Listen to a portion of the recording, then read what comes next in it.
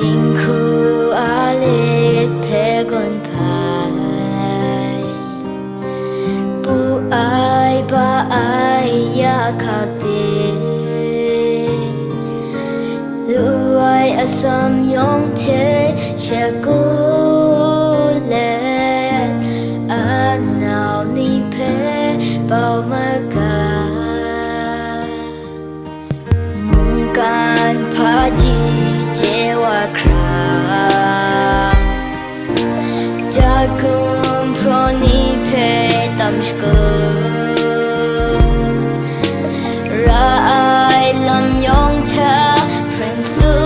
walu kra Wa asulu salar ko yasai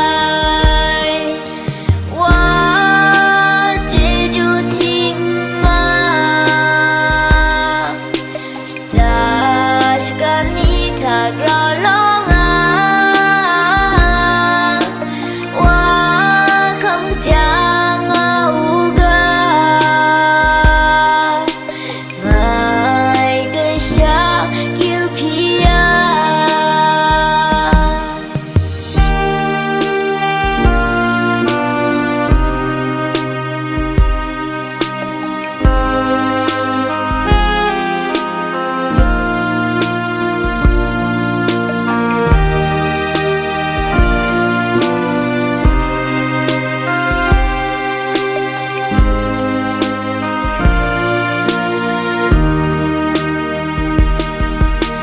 Mungkan amoru gata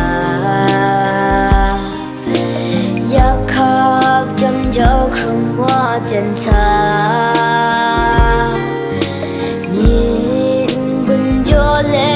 lam dun la ai Anao ni asora ai wa